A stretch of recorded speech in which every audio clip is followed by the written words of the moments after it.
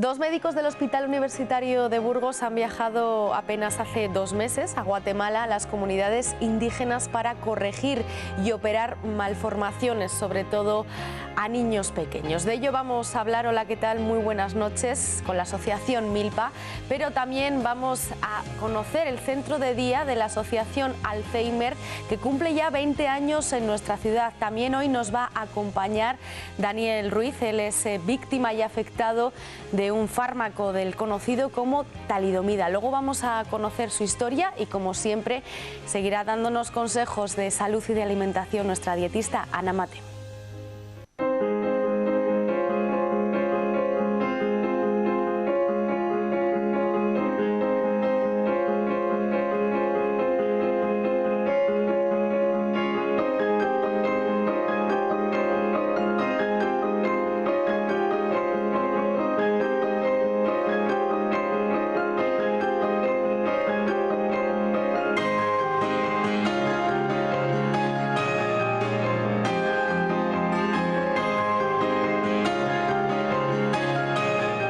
Hablamos de la ONG Milpa. Nació en Burgos hace ya 16 años. Médicos del Hospital Universitario de Burgos y de Atención Primaria realizan viajes a Guatemala para apoyar sanitariamente a comunidades indígenas. Precisamente estamos hoy con dos médicos del Hospital Universitario de Burgos que viajaron allí hace ya 2 meses para realizar diferentes tipos de operaciones. Ramón Giral, intensivista, muy buenas noches. ¿Qué tal? Hola, buenas noches. Y Teresa Hernández, cirujana vascular del Hospital Universitario. Muy buenas noches. Hola, buenas noches. Bueno, hay que decir que nació ya en Burgos la ONG, Ramón, hace ya 16 años, ¿no? Ahí comenzó vuestro apoyo, ¿no?, con estas comunidades indígenas. Sí, nosotros entramos en contacto con Guatemala pues a raíz del huracán Mitch, que se recuerda mucho, y de las catástrofes que ocasionó. Entonces nosotros, bueno, estuvimos en contacto con pues la gente que tenía problemas allá y con alguna ONG con la que hemos trabajado pues hasta hace pocos años, luego, bueno, una contraparte local, y bueno, pues desde entonces decidimos, una vez vistos los problemas y las necesidades que había allí, decidimos crear una ONG de salud, porque nosotros somos fundamentalmente sanitarios, no solo médicos, sino enfermeras y, bueno, otros tipos de profesionales, pues para intentar solucionar los problemas a donde no llega el Estado guatemalteco, sobre todo trabajando en áreas distales de la capital. Nosotros trabajamos habitualmente en el departamento de Huehuetenango, que está en el noroccidente de Guatemala, o sea, al sur de Chiapas. En realidad, bueno, pues antes incluso era Guatemala, esa parte de, o sea, era la de Chiapas era Guatemala también. Entonces, trabajamos fundamentalmente en temas de asistencia primaria. O sea, nosotros vamos allí periódicamente y pasamos por las comunidades más distales, pasamos consulta, bueno, pues solucionamos los problemas que podemos solucionar y organizamos un poco la salud a ese nivel, a nivel primario. Trabajamos también a través de la gente que se queda allí, o sea, una especie de paramédicos, que son los promotores de salud y las comadronas tradicionales. Ellos son los que están habitualmente y, por lo tanto, nosotros le damos una formación para que sean capaces de reconocer las enfermedades más comunes, tratarlas si procede, si tienen medicamentos, o derivarlas a algún lugar un poco más central si ellos no pueden hacer nada más. Entonces, en nuestras visitas por allí, pues detectamos a finales de la década, bueno, 2009 o así, que había muchas malformaciones y vimos la necesidad también de organizar algún tipo de jornadas de tipo quirúrgico que solucionase esos problemas. Se intenta cubrir sobre todo por las malformaciones de los niños, secuelas de quemaduras o quemaduras propiamente dichas, tumores cutáneos, malformaciones de las manos, ese tipo de cosas. En las últimas jornadas también hemos incorporado cirugía de varices, bueno, pues de distintos grados, que allí que hasta entonces no habíamos tocado. Por eso hemos contado con Teresa, la colaboración de Teresa. ¿Primer año que vas, Teresa? Sí, sí, es la primera vez. ¿Cómo ha sido esta experiencia para ti? Pues ha sido muy bonita. y yo creo que ha sido útil también para la gente de allí. Y a mí me ha enseñado mucho, también en el plano quirúrgico, he estado viendo muchas cosas también de los cirujanos plásticos y la anestesista que nos ha acompañado. Y pues la verdad es que muy enriquecedora a nivel personal y a nivel profesional. Estuvimos 10 días muy exhaustivos, porque en llegar al sitio donde íbamos se tarda un día más o menos en ir y otro día en volver, y el resto del tiempo hemos estado trabajando sin parar y haciendo, pues creo que han sido como 80 y tantas intervenciones. Operaciones en 10 días. Eso es. O sea que en un día podíais estar, vamos, sí, horas estábamos, y horas. Sí, aprovechamos, ya que vas tienes que aprovechar para intentar que rinda el tiempo lo máximo posible.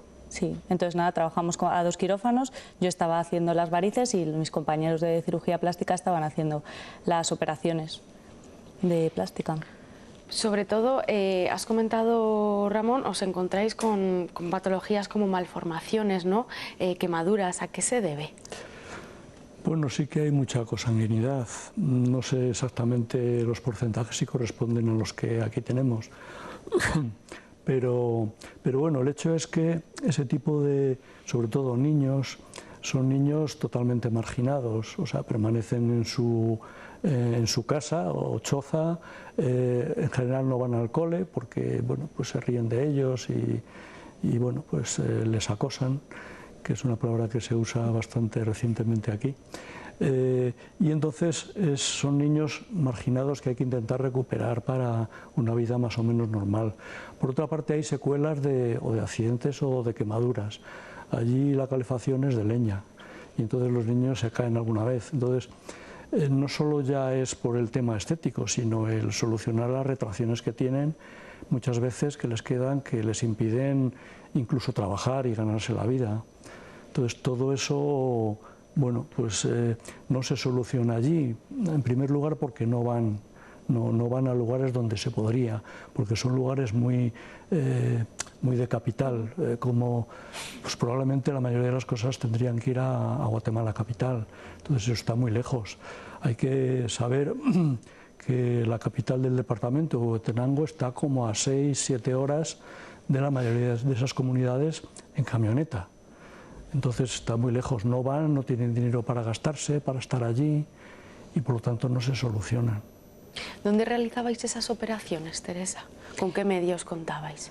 Pues estábamos en el hospital de Jacaltenango y es un hospital que yo creo que dentro de lo que cabe cuenta con unos medios reducidos, pero con gente que tiene muchas ganas de ayudar, y teníamos montados un quirófano más grande y un quirófano más chiquitito que hacía las veces del quirófano de parto. Y ahí estaba yo con las varices y el doctor Casado y la doctora García Redondo estaban en el otro más grande, nos ayudaban las monjas y nada, ahí desarrollábamos la actividad. Ahí estamos viendo, ¿verdad?, esas imágenes de los quirófanos de allí de Guatemala. Lo que pasa es que luego ellos colaboraban en los distintos quirófanos, en distintos tipos de intervenciones. ¿Operaciones difíciles? Pues algunas, sí. Sí, operaciones, las mías no, porque bueno, dentro de lo que cabe las operaciones de varices no tienen mucho riesgo, pero sí que los cirujanos plásticos han operado neurofibromatosis, han hecho paladares hendidos, fisuras palatinas, tumores parotidios, unas cirugías que son de alto nivel y que son, vamos, se hacen aquí no tan a diario como las han podido hacer allí también. ¿Por qué quisiste colaborar con ellos? Bueno, a mí me llamó Ramón y me dijo que tenía la idea de que querían meter cirugía vascular para poder ir allí a operar varices, y yo, aparte que tenía ganas en el plano personal de hacer un viaje de este estilo y todo, vi que era una buena posibilidad también para conocer un poco este tipo de mundo, la ONG, que me interesaba mucho, y pues acercarme un poco a ayudar. Porque Ramón ya es veterano, 5 veces creo que Bueno, yo llevo yendo allí una vez al año, desde el año 2000. Pero sí, las jornadas quirúrgicas que se han organizado empezaron en el 2010 y cada 2 años. O sea, son las cuartas jornadas que se hacen. ¿Todos los costes de las operaciones lo lleva desde la asociación Milpa? ¿Tenéis algún tipo de subvención? Sí, en algunas jornadas quirúrgicas, bueno, y en otras actividades de tipo médico, nosotros trabajamos con digamos, la aportación de los socios de la organización, de la ONG, y también con proyectos de desarrollo que presentamos al Ayuntamiento de Burgos o a la Diputación, fundamentalmente al Ayuntamiento más veces, bueno, pues para que nos ayuden, si no en su totalidad, si en gran parte del proyecto médico o quirúrgico. Los proyectos son muy diversos, son bueno, pues de formación de promotores y de comadronas, porque hay que enseñarles, de letrinización, de recogida de aguas, bueno, pues de salud dental, de plantas medicinales, porque claro, tampoco puede ir uno allí diciendo pues las medicinas modernas son lo único que soluciona, porque luego te vas y lo que puedes llevar ahí se termina y no tienen posibilidad de conseguir más. Entonces, nosotros hemos trabajado eso fundamentalmente con proyectos de desarrollo y además con las aportaciones de los socios de Milpa. En las jornadas quirúrgicas hemos tenido algunas de ellas, 2 de ellas con financiación del Ayuntamiento y otras 2 con financiación privada, porque la ayuda al desarrollo en España ha caído mucho, entre un 50 y un 70% desde el año, pongamos, 2005 o así. Y entonces cada vez hay menos aportaciones económicas.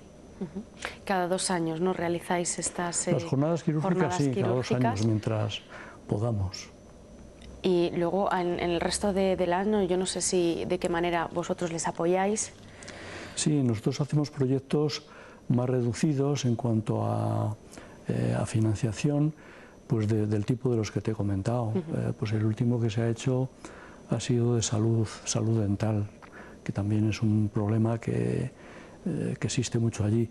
Por otra parte, con algún proyecto gordo y con alguna contraparte local que era un poco más potente, pues allí se ha financiado la construcción de 2 clínicas, entre comillas, en la zona norte, en la zona de Nentón, que se ha visto por ahí, me parece, en el mapa, de manera que pues sea una infraestructura que permita pues a las comadronas tradicionales revisar el embarazo y el puerperio y el parto, y pues no sé, gente que se forma en salud dental, revisar también a los pacientes, ese tipo de cosas.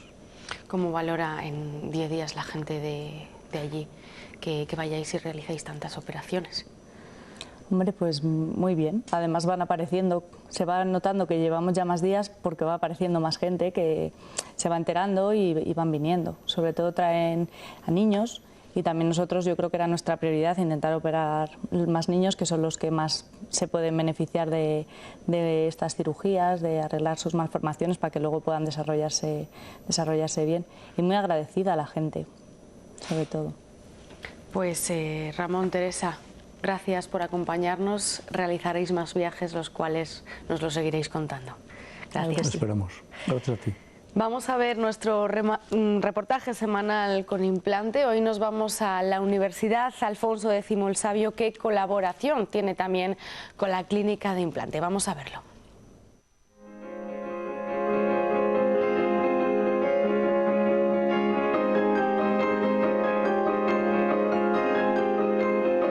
Para la rehabilitación oral con implantes dentales normales existen múltiples posibilidades. 2 son las principales. Por un lado están los implantes dentales normales, que serán anclados en la zona del maxilar. Sin embargo, tienen un problema, que cuando ya hemos perdido todo el hueso maxilar, o por llevar una prótesis removible o por otro factor, tenemos que anclar unos implantes en la zona del pómulo, que son los implantes cigomáticos. Dentro de la implantología, nosotros estamos aplicando la navegación quirúrgica dentro de los implantes cigomáticos. La navegación quirúrgica con un equipo como este se basa fundamentalmente en un escáner preoperatorio del paciente con unos puntos de referencia. Estos puntos nos van a servir para saber la posición en todo momento del cráneo del paciente. Y por otro lado, en nuestro instrumental, con otros puntos de referencia en los cuales la cámara de luz infrarroja nos los va a detectar.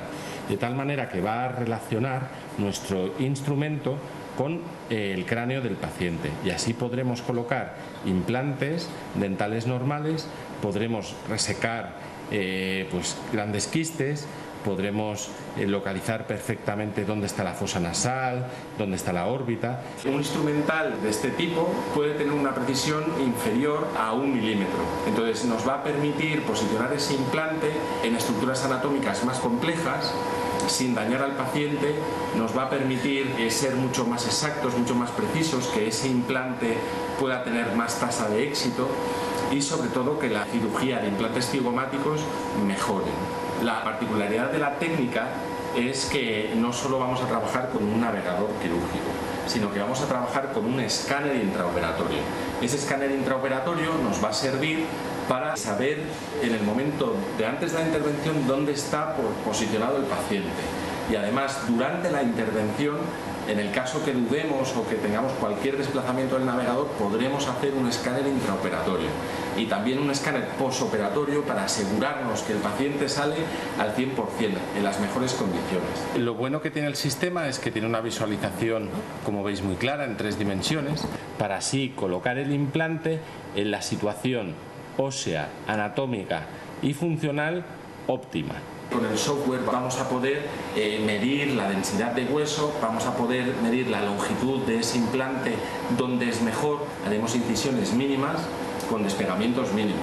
Entonces, lo que antes producíamos mucha más inflamación y mucho más trauma al paciente, aquí no, porque nuestro instrumento va a ir exactamente a la posición diseñada y de esa manera pues no vamos a forzar en la boca del paciente, y esto lo que va a generar es, vamos a hacer una cirugía más segura.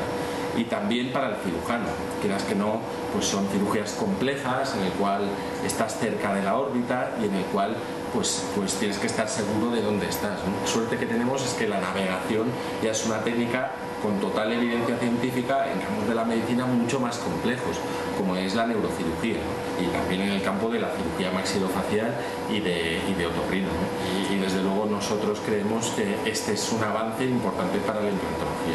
Con esta técnica, además de todo el campo asistencial, también evidentemente nos va a permitir realizar una labor docente a muchos odontólogos en técnicas más complejas, ¿no? Y de cómo las pueden abordar.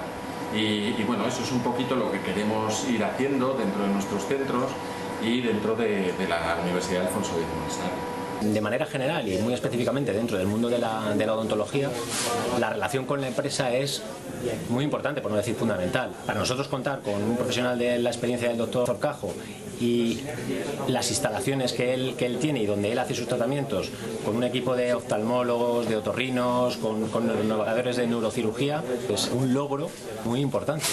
Lo que queremos hacer es que los profesionales de La Milagrosa vengan a la universidad a hacer la formación teórica, a hacer las primeras visitas, a ver al paciente que acude a nuestras instalaciones y que luego sea en la clínica de La Milagrosa donde se realice el tratamiento clínico per se. La tecnología, como puede ser un neuronavegador de neurocirugía, posiblemente sea una tecnología muy específica de determinados centros hospitalarios en los que en poco tiempo se van a incorporar odontólogos, se van a incorporar especialistas en determinadas técnicas de restauración que tienen que conocer. Es decir, el alumno de un posgrado tiene que incorporarse al mercado laboral sabiendo y conociendo esa tecnología. Entonces, para nosotros es obligatorio formar a los alumnos en esa gran ciencia aplicada a la clínica que está en la calle. No podríamos permitirnos el lujo de no enseñarles lo que se van a encontrar en el mercado laboral.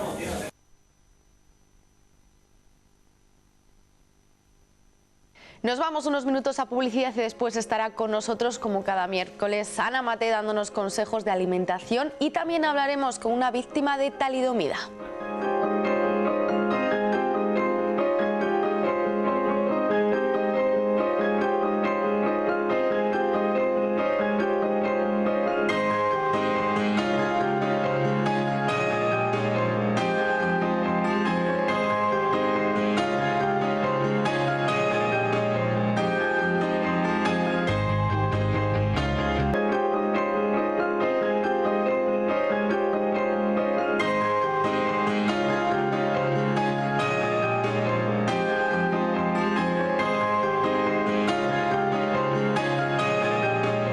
está aquí, como cada miércoles, nuestra colaboradora y dietista Ana Mate. Muy buenas noches. Buenas noches, Verónica. Hoy vamos a hablar de un producto, es como una semilla, un cereal, que mucha gente seguro que no lo conoce, o tal vez sí, pero no sabe cómo consumirlo, no sabe cómo cocinarlo. Les hablamos de la quinoa, ahí estamos viéndolo, ¿no?, en imágenes. Ana, ¿qué es la quinoa?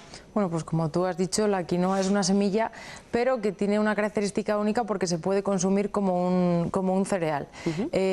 Lo bueno que tiene es que casi la totalidad de sus kilocalorías está aportada por hidratos de carbono complejos, que son muy buenos para que todos lo tengamos en cuenta, pero también tiene un gran aporte de proteína, que en este caso es proteína vegetal, y un aporte de grasas, pero que son grasas saludables. Por tanto, es un alimento que es muy beneficioso a nivel del organismo. O sea, si la comparamos con otros cereales, por ejemplo, ¿tiene más propiedades parecidas? Pues a ver, la quinoa, si lo comparamos con otros cereales, lo primero que tiene más proteína que otros cereales y tiene más grasas insaturadas, en las que destacamos la presencia de los ácidos grasos omega 3 y omega 6, que yo creo que hemos hablado y hemos citado en gran número de ocasiones. También lo que hace es que tiene una gran cantidad de vitaminas y minerales. Entre las vitaminas se encuentra la vitamina E, que es un antioxidante, por tanto es muy beneficioso a nivel orgánico. Es muy rica en fibra, sobre todo en fibra insoluble, que es una característica que cabe destacar en casi todas las semillas. Y el aporte calórico que tiene en comparación a los cereales pues es muy similar o suavemente muy superior, o sea que no hay mucha diferencia en cuestión a lo que es el aporte calórico como tal. ¿Beneficios para nuestro cuerpo? Pues beneficios, tiene varios beneficios. El primero es que puede ser consumido por los celíacos, porque al poder ser consumido como un cereal no contiene gluten, por tanto los celíacos lo pueden consumir como nosotros lo podemos consumir. El gran aporte que tiene de proteínas y de fibra, como hemos dicho, porque es muy rico en fibra, lo que le hace es que su índice glucémico va a ser bajo y puede ser apto, y es apto para el consumo para diabéticos, incluso es algo aconsejable, pero también para aquellas personas que quieren llevar o a realizar una dieta a través de una alimentación sana. Sí. Es un alimento que se aconseja. También ayuda a reducir los niveles de colesterol en sangre. ¿Por qué? Porque por el aporte, como hemos dicho también, igual de fibra y de los ácidos grasos saturados, lo que hace es que nos ayuda a reducir el nivel lipídico a nuestro nivel orgánico, entonces lo que hace es reducir esos niveles de colesterol. El aporte de fibra, pues lo que va a hacer es contribuir a mejorar el estreñimiento en aquellas personas que tengan el estreñimiento. Es un alimento muy útil en dietas vegetarianas, pues por el gran aporte de proteínas que tiene, ya que es algo de lo que carece una dieta vegetariana, la proteína. Y aparte del aporte de proteínas, el aporte de hierro que tiene de origen vegetal. También es un alimento muy consumido, o que a mí me parece muy bueno a nivel deportivo, para la gente que realice deporte, pues porque al igual que la avena, o similar a la avena, pues tiene un aporte de hidratos de carbono, un aporte de vitaminas y minerales que hemos citado anteriormente, y de proteínas, que es muy beneficioso a nivel del organismo. ¿Y cada cuánto lo podríamos comer? ¿Esto se puede consumir diariamente? Sí, porque es más, la quinoa se puede consumir como la avena a la hora del desayuno, o sea, una vez que nosotros lo tengamos elaborado, porque hay que elaborarlo, lo podríamos consumir diariamente a la hora del desayuno, o sea, no habría problema. Ahora se preguntará a la gente, ¿cómo hay que cocinar esto? Pues es muy sencillo. La forma de cocinarlo, lo primero que todo el mundo tiene que tener en cuenta es que hay que lavarlo bajo agua y hay que frotarlo suavemente para quitar la parte de saponinas, la capa de saponinas que recubre la semilla, porque si no lo hacemos, lo que vamos a hacer es que se va a quedar como un sabor amargo. Entonces, que no es ponerlo a remojo, sino que es lavarlo y frotarlo suavemente para que se pueda quitar esa capa. Eso es.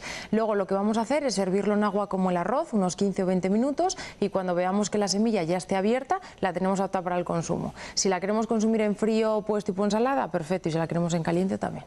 ¿Qué sabor tiene la quinoa? A ver, no llega a ser el sabor del arroz. Para mí es más similar lo que es al sabor del cuscús, no sé si lo habéis probado alguna vez. Es un sabor bastante suave, es un sabor que yo creo que es apto para todo el mundo. Los niños, sinceramente, tengo mi pequeña duda de si les llega a agradar o no, pero yo creo que es algo que podemos consumir todo el mundo porque no tiene un sabor suave. A mí me asemeja más al cuscús, entonces al ser más un sabor de un cereal, a mí me parece que es algo muy rico. Algo que hoy en día además lo podemos adquirir en cualquier grande supermercado. En cualquier grande supermercado. Yo lo aconsejo, aunque lo podamos adquirir en cualquier supermercado, que lo que es este tipo de semillas o pseudo cereal que se considera en este caso, el tipo de herboristería es el que sea orgánico y no lleve ningún aditivo en cuestión a cuando se ha estado cultivando. Yo aconsejo que se compre mejor a nivel orgánico. se pueden hacer muchas recetas con la quinoa, es como más de acompañamiento. No, lo podemos hacer incluso en primeros platos. La quinoa la podemos acompañar con legumbre, la podemos, en cuestión de unas lentejas con arroz, pues unas lentejas con quinoa. Podemos hacerlos en ensaladas, las ensaladas frías o ensaladas templadas. Podemos hacer un salteado con verduras. Se puede utilizar incluso para la pastelería o para los postres, e incluso se puede hacer hamburguesas con ellas. Pues hamburguesas vamos a hacer porque hoy precisamente nos has traído esa receta. Sí, es muy sencillo, además que todo el mundo lo pruebe para que además así saque un sabor diferente. La forma de elaboración es coger 500 gramos de quinoa en este caso, y lo que vamos a hacer es cocerla pues como hemos mencionado anteriormente, ¿vale? Igual que el arroz. Sería por una parte de quinoa, 2 partes de agua para poderlo cocer. Vamos a utilizar también 2 huevos, vamos a utilizar un ajo, una cebolla, 3 cucharaditas de aceite, de harina integral, perdona, aceite, sal, pimienta y jengibre si tenemos rallado, pues 2 o 3 cucharaditas. Que el jengibre es fuerte. Sí, por eso hay gente que lo puede utilizar o no, pero bueno, para que dé un poco de sabor, yo sí que aconsejo, pero bueno, si no lo tenemos no pasa nada, se puede hacer sin jengibre perfectamente. Entonces lo que vamos a hacer es elaborar o cocer esa quinoa en 1 litro de agua, que no lo he mencionado, perdóname, o en caldo vegetal. Una vez que esté elaborado le vamos a añadir 2 o 3 cucharaditas de harina integral, lo vamos a remover y vamos a apagar el fuego. Vamos a picar la cebolla y el ajo y en un bol vamos a volcar esa quinoa que hemos cocinado, le vamos a añadir ese ajo picado, esa cebolla picada, las cucharadas de jengibre en el caso de la que lo queramos añadir, una pizquita de sal, una pizquita de pimienta, los huevos. Vamos a hacer una pequeña masa para hacer lo que es la forma de la hamburguesa. Si vemos que no queda muy denso, podemos incluso añadir un poquito de avena, que la avena es algo también que vamos a tener que utilizar, y lo que vamos a hacer luego es rebozar en avena y simplemente pues freírlo en una sartén con un hilito finito de aceite, o si no en el horno, de tal manera que cuando esté dorado lo podamos consumir y que se caliente por arriba y por abajo. Con muchos nutrientes, como nos has dicho, y una hamburguesa totalmente sana, claro. Totalmente, con todo el aporte de nutrientes que tiene, que mucho hidrato, sobre todo de proteínas, hierro de origen vegetal y múltiples vitaminas y minerales. Bueno, pues ¿por qué no probar una hamburguesa de quinoa? Ana, gracias de verdad por acompañarnos, como siempre. Gracias a ti, Vero. Vamos a ver un reportaje, y es que el centro de día de la Asociación de Alzheimer de nuestra ciudad cumple 20 años. Comenzaron atendiendo a 5 personas y ahora son ya 50 los usuarios que están en este centro. El objetivo es retrasar en la medida de lo posible la pérdida de memoria, pero también como apoyo a sus familiares. AFABUR vio necesario hace 20 años la creación de un centro de día para personas con Alzheimer. Un espacio que hicieron realidad hace 20 años 5 familias que se unieron con un mismo objetivo: poder descansar ante una dura enfermedad degenerativa. Lo más importante para ponerte en marcha una asociación de estas era tener tu propio enfermo en casa y ver las necesidades que tienes desde un principio para él. Yo tenía a mi madre en aquel entonces, y entonces es una enfermedad muy larga, muy costosa, es penosa porque normalmente son tus padres, entonces necesitabas un respiro, una forma de decir, bueno, tengo de asueto unas horas al día, y no había ningún sitio donde llevarles. Sus inicios, como todo, fueron difíciles, pero el apoyo de instituciones fue primordial para que este proyecto saliese adelante. El colectivo contó con el apoyo de Rotary Club, que promovieron diferentes actividades para recaudar fondos. Yo soy una ama de casa y no tenía ni idea de cómo se podía poner una asociación en funcionamiento. Los que estaban con nosotros, pues más o menos igual, pero de verdad tengo que reconocer, y muy cariñosamente y a favor nuestro, que el Club Rotario se comportó con nosotros, empezando bueno, por un arquitecto, por un abogado, por gente que nos ayudaba, nos abría caminos para ver dónde teníamos que ir. Y donde fuimos al principio es al ayuntamiento, a que nos dieran un local para ver dónde podíamos poner un centro de día. Y entonces, en aquel entonces, el alcalde era Valentín Niño, y nos dio este local. Hemos tenido la suerte de que desde entonces el centro ha estado completo, siempre hemos tenido las plazas ocupadas, hemos tenido mucha demanda, y creemos que las familias han estado contentas y satisfechas con el servicio recibido. Ahora este centro de la calle Loudun atiende a 50 personas diariamente. Sus servicios han ido creciendo de forma progresiva, contando con talleres de memoria, de arte, musicoterapia y asistencia médica. Vamos a recogerles a casa, que les volvemos a llevar por la tarde, aquí comen, meriendan, están atendidos durante el día y luego lo que se intenta es que realicen actividades de estimulación especializadas, ¿no? Para lo que ellos van a necesitar. Ellos van a tener dificultad y van a perder memoria, pues vamos a trabajarla. Van a tener dificultad en lo que es la orientación, en saber en qué día estamos, en qué año y con quién, pues eso también lo vamos a trabajar. También vamos a trabajar lo que es el razonamiento, las praxias, las noxias, pues bueno, todo lo que la enfermedad hace que ellos pierdan es lo que vamos a intentar trabajar. Luego también hacen fisioterapia, porque a nivel físico la enfermedad también va a ir haciéndoles tener dificultad. Después además tenemos servicio médico y de enfermería, pues para poderles controlar las posibles enfermedades que puedan surgir o patologías. Está más relajado que en casa. A lo mejor es porque aquí los espacios son más grandes, porque hay personas que están especializadas en ello. Él está mucho más tranquilo aquí que en casa. Blanca lleva más de 9 años acudiendo a este centro de día con su marido. Decidió asistir a la asociación en búsqueda de apoyo. Vas al médico, el médico te traslada a otro, te van pasando de uno a otro. Entonces yo cuando llegué al neurólogo que nos correspondía ya, nos habló de la asociación y me dijo, mira, lo mejor que puedes hacer es ir y ellos te van a ir dando pautas. Efectivamente así fue. Yo, por ejemplo, gozaba de ser una ama de casa, entre comillas, que podía estar con mi madre, pero había personas que se tenían que ir a trabajar, entonces económicamente suponía mucho dinero el poder tener a una persona todo el horario laboral, más luego el horario también de atender tu casa y tus hijos.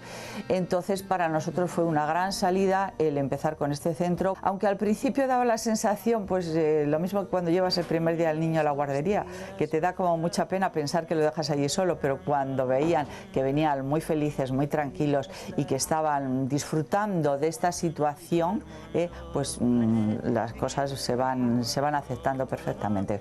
Al principio es muy duro, después te vas acostumbrando como a todas las cosas, pero es muy duro dejarlos porque es como algo que dices, bueno, y si le dejo ahí va a estar mejor que conmigo, pero ves que en casa tampoco puedes. Entonces decides dejarlo porque en casa es un sin parar.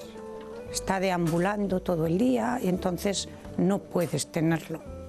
No eres capaz, una persona sola no es capaz de cuidarlo. Porque no sabes por lo que piden, ellos no saben expresarse, no sabes lo que necesitan y no sabes tampoco pararte y decir a pensar. Piensas que es lo mejor, pero no lo sabes hacer.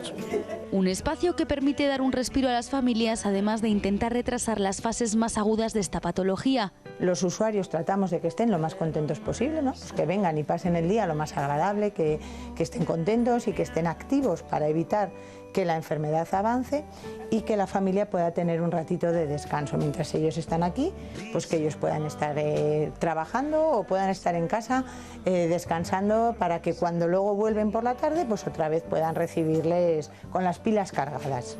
El Alzheimer hoy en día todavía no tiene cura, pero el avance en su investigación sigue apostando por encontrar un tratamiento que consiga frenar una patología difícil de entender, donde pierdes los recuerdos y llega a robar con el paso de los años la identidad de la persona.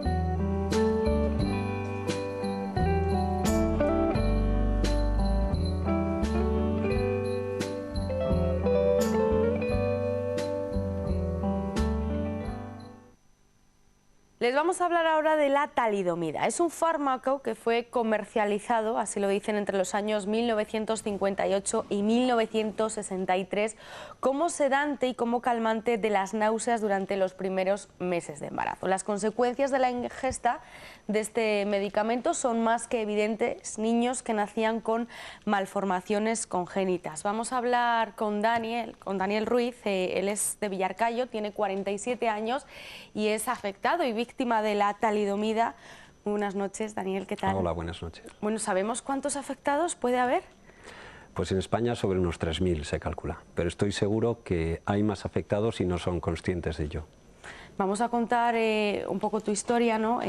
Tu madre tomó estos fármacos, ¿no?, que contenían talidomida durante los primeros meses de embarazo. Sí, así es.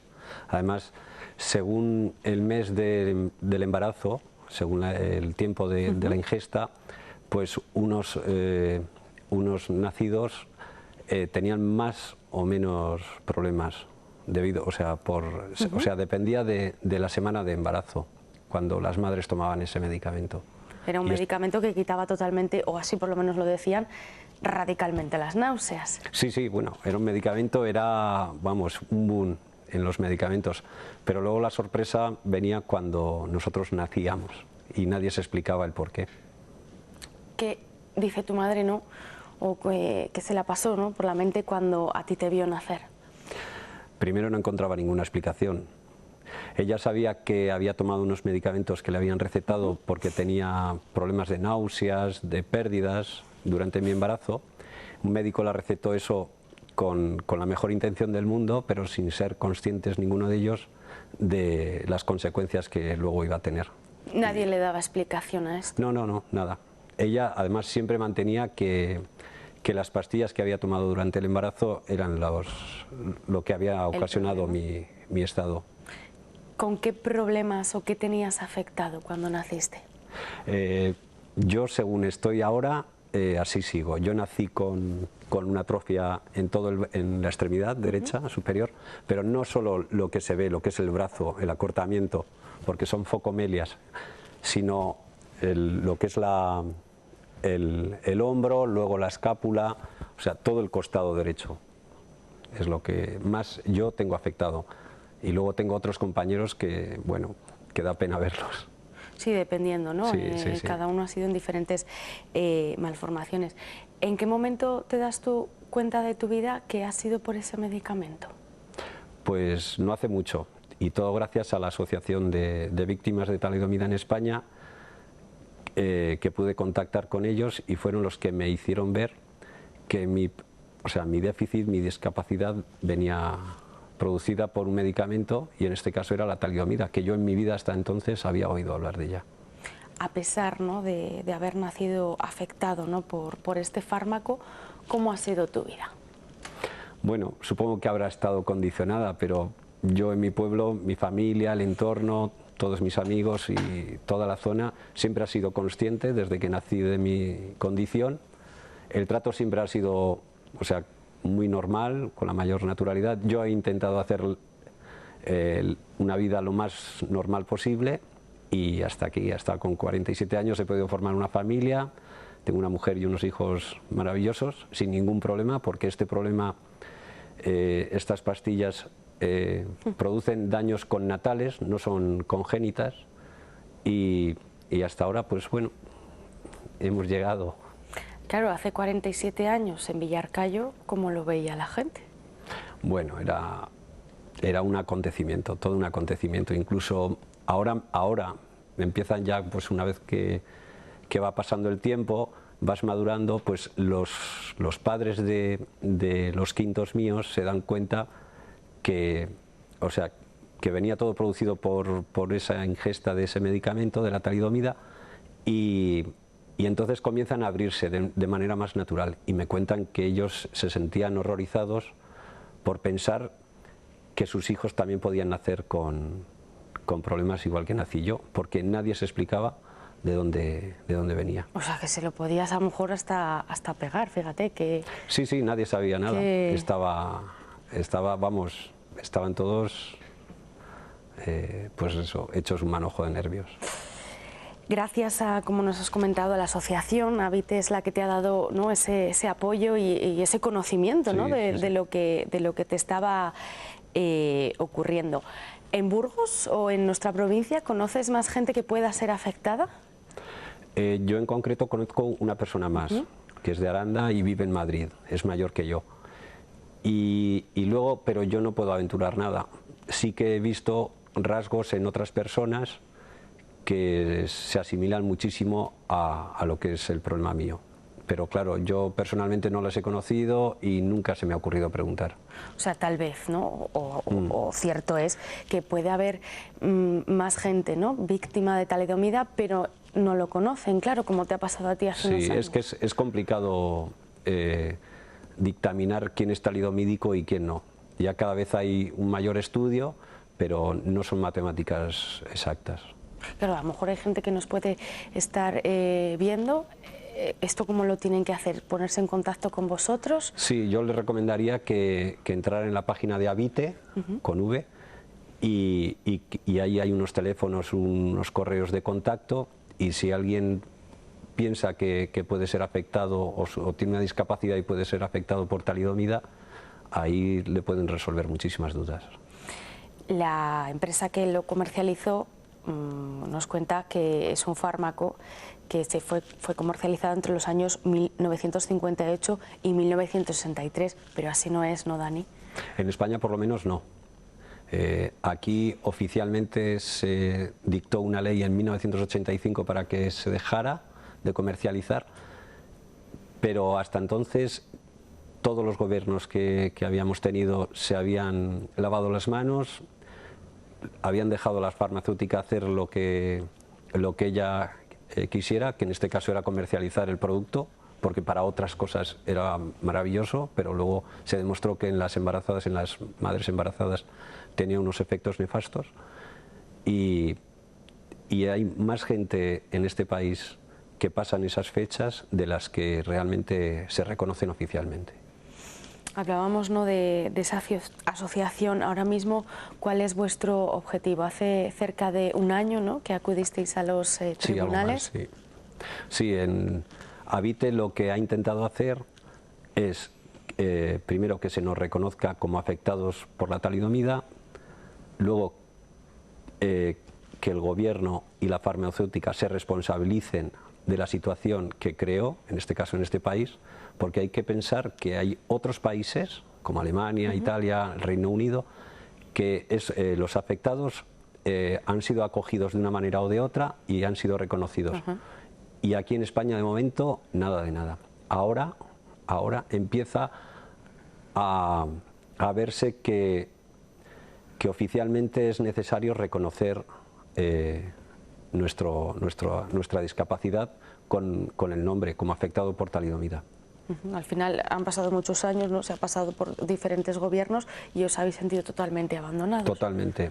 Todo lo que se ha conseguido hasta ahora, que no es mucho, más que de momento buenas palabras por parte de los políticos y una negación total por parte de la farmacéutica de lo que había ocasionado en España, hasta ahora no hemos podido conseguir nada, ya te digo, ni nuestro reconocimiento. Claro, hasta ahora. Indemnización también que pedíais, que os denegaron. Sí, porque hay que recordar que Habite demandó a la farmacéutica Grunenthal y en primera instancia el juicio salió favorable hacia nosotros, con una serie de indemnizaciones y responsabilidades que tenía que cargar la farmacéutica. Pero luego en la Audiencia Provincial de Madrid y en el Tribunal Supremo después, y por último en el Constitucional este año pasado, pues nos han dado la razón de lo que sí había cargado la farmacéutica, pero por ley reconocían que habíamos reclamado fuera de tiempo, es decir, que somos unas víctimas prescritas, aunque ya se ve claramente que aquí seguimos viviendo. ¿La farmacéutica sigue comercializando medicamentos? Sí, está especializada en atenuar el dolor, o sea, y su principio activo de talidomida, sus fármacos, pues deben ser fabulosos para esas cosas, pero hasta que nosotros, hasta que no ocurrió con nosotros todo esto, nadie se había contrastado a la hora de comercializar fármacos, o sea que encima fue algo pionero en nosotros. Por ello, ¿no? Os habéis unido más que nunca con este informe que nos has traído, además que es como un guión, ¿no?, que estáis utilizando, dando charlas por los centros de salud para que los médicos de atención primaria, tanto enfermeras, vamos, todos los sanitarios conozcan, ¿no? Y hagan... Sí, así es. Hay un desconocimiento general, no voy a decir total, general, de nuestra situación, de los afectados por talidomida, y poco a poco empiezan a abrirse hacia nuestra situación. Ya incluso en el centro donde yo voy habitualmente, allí en Villarcayo, pues ya empiezan a conocer la situación, ya me reconocen como ese afectado. Y ¿sorprendido también de ir y que no lo conozcan? Sí, pero no por ello, supongo, sino porque como a nivel oficialmente no se había reconocido hasta ahora mismo, hasta estos años, pues nadie se había dignado a profundizar en este tema. Incluso puedo decir que hay problemas a la hora de evaluarnos para dictaminar si somos talidomídicos o no. O sea que al final el diagnóstico es muy difícil. Es complicado, sí. Yo creo que más que nada porque no se había estudiado profundamente. Y luego demostrar que uno es talidomídico, como dice la farmacéutica, presentando las recetas de sus medicamentos en los años 50, 60, 70, es muy complicado que todavía nuestras familias tengan esas recetas y esos medicamentos. Lógico. ¿Vas a ir por los centros de salud de Burgos? Es una idea y porque hoy en día si no te dejas oír, si no peleas, si no das guerra, parece como que no existes, y sería conveniente que los centros de salud, que los médicos conozcan que hay farmacéuticas que tienen más intereses económicos, materiales, que las consecuencias mismas de los medicamentos que comercializan. Os estáis haciendo oír, y gracias, ¿no?, como he dicho, a esta asociación, a Vite, que estáis, bueno, pues afectados por diferentes puntos de España. Os reuniréis, ¿no?, de vez en cuando, me imagino. ¿Cuál es vuestro siguiente paso? Bueno, puedo decir que hoy me ha llegado que el 2 de marzo se reúne nuestro presidente y vicepresidente con el secretario general de Sanidad. Sí. Y eso ya son instancias altas. Quiere decir que ya empiezan a ser receptivos con nuestro problema. Se han llevado decretos no de ley o se han propulsado en el Congreso, pero hasta ahora son todo buenas intenciones, pero aún no hemos llegado a ningún hecho concreto. Bueno, esto de momento es un paso. Sí, por supuesto. Hay que empezar a andar, pero también cabe recordar que llevamos muchos años, cada vez tenemos más años y por desgracia muchas víctimas de la talidomida ya no están entre nosotros. También yo creo que es otra estrategia que utiliza la farmacéutica, y es el desgaste de los afectados, porque somos un grupo muy acotado, por suerte, pero también hay que decir que eso que han hecho tienen que ser responsables de ello. Pues Dani, te damos las gracias por habernos contado tu historia, que sigáis luchando. Ojalá no se consiga eso que pedís, sí, ese reconocimiento y sobre todo, bueno, pues esa indemnización, ¿no?, por haber afectado, ¿no?, tantos años y siguiendo afectado. Gracias de verdad por acompañarnos, os seguiremos de cerca vuestro caso. Muchas gracias, un placer. Y ahora nos vamos a despedir. La próxima semana, como ya saben, más salud aquí en La 8 Burgos. Gracias por acompañarnos, chao.